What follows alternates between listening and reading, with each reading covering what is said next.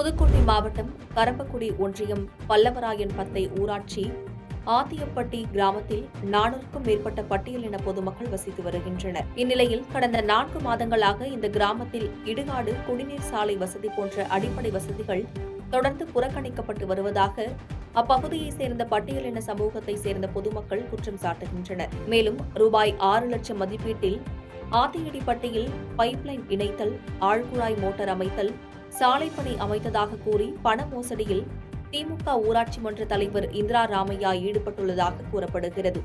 இதுகுறித்து சம்பந்தப்பட்ட அதிகாரிகளிடம் தகவல் தெரிவித்தும் எந்தவித நடவடிக்கையும் எடுக்கப்படவில்லை என கூறப்படுகிறது. இந்நிலையில் நாடாளுமன்ற தேர்தலை புறக்கணிக்கப் போவதாக ஆத்தியடிப்பட்டி கிராமம் முழுவதும் கருப்பு கொடி ஏற்றி பதாகைகள் வைத்து தங்களது கோரிக்கைகளை நிறைவேற்ற வலியுறுத்தியுள்ளனர்.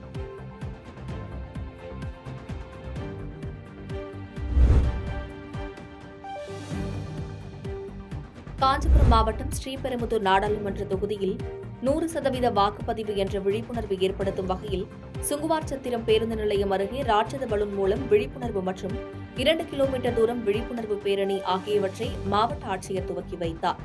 மேலும் முதல் முறை வாக்களிக்க உள்ள கல்லூரி மாணவ மாணவியர்கள் அனைவரும் ஒருங்கிணைந்து அனைவரும் வாக்களிப்போம் என்ற உறுதிமொழியை ஏற்றனர். இதனைத் தொடர்ந்து விழிப்புணர்வு முழக்கத்துடன் 2 கிலோமீட்டர் தூரம் பேரணியாக சென்றனர். வழிநெடுகிலும் இருந்த பொதுமக்கள், சாலையோர வியாபாரிகள், ஆட்டோ ஓட்டுநர்கள் ஆகியோருக்கு மாவட்ட ஆட்சியர் கலைச்செல்வி துண்டு பிரசுரங்கள் வழங்கி அனைவரும் வாக்களிக்க வேண்டும் என கேட்டுக் கொண்டார்.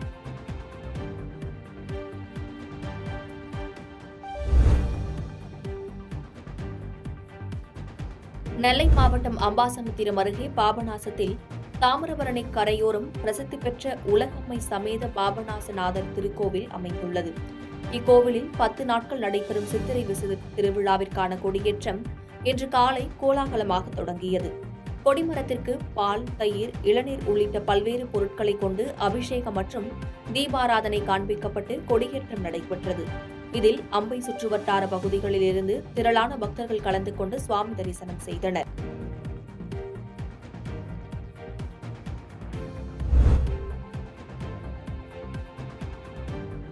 திண்டுக்கல் நாடாளுமன்ற தேர்தலில் அதிமுக கூட்டணி சார்பில் போட்டியிடும் எஸ்டிபிஐ கட்சியின் மாநில தலைவர் வேட்பாளர் முகமது முபாரக் ஒட்டன்சத்திரம், மஞ்சநாயக்கம்பட்டி உள்ளிட்ட பல்வேறு பகுதிகளில் முன்னாள் அமைச்சர் திண்டுக்கல் சீனிவாசன் தலைமையில் இரட்டை இலை சின்னத்திற்கு தீவிர வாக்கு சேகரிப்பில் ஈடுபட்டார்.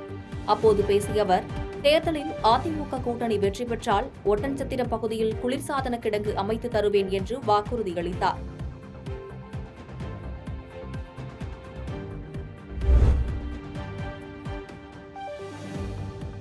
திருப்பூர் மாவட்டம் கோபி அருகே உள்ள கெட்டிசெவியூர் குறிச்சி பிரிவில் ஈரோடு, திருப்பூர் மாவட்ட எல்லையில் தேர்தல் பறக்கும் படையினர் வாகன சோதனையில் ஈடுபட்டுக் கொண்டிருந்தனர்.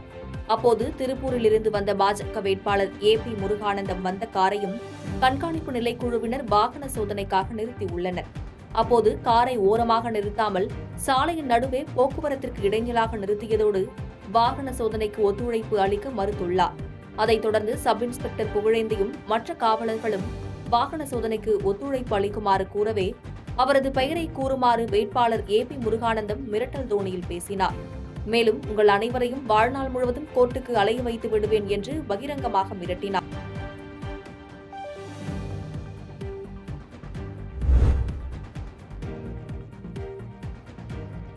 வந்தவாசியில் நாடாளுமன்ற தேர்தலை ஒட்டி 100 விழுக்காடு வாக்குப்பதிவு வலியுறுத்தி விழிப்புணர்வு மாரத்தான் ஓட்டம் நடைபெற்றது. திருவண்ணாமலை மாவட்டம் வந்தவாசியில் 100 விழுக்காடு வாக்குப்பதிவை வலியுறுத்தி விழிப்புணர்வு மாரத்தான் ஓட்டம் உதவி தேர்தல் நடத்தும் அலுவலர் சிவா தலைமையில் நடைபெற்றது.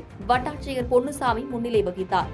இதில் வாக்காளர்கள் 100% விழுக்காடு வாக்களிப்பதன் அவசியத்தை வலியுறுத்தி வருவாய்த்துறை, நகராட்சி அலுவலர்கள் மற்றும் பல்வேறு பள்ளிகளின் மாணவர்கள் கலந்து கொண்டு ஓடினர்.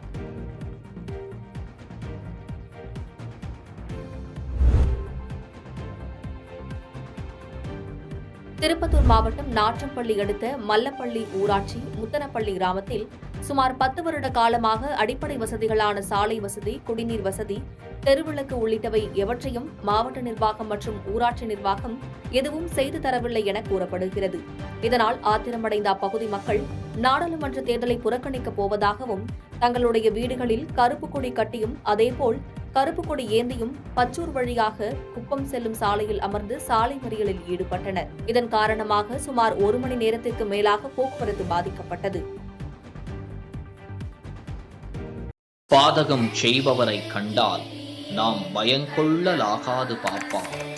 மோதி மிதித்து விடு பாப்பா, அவர் முகத்தில் உமிழ்ந்து விடு பாப்பா.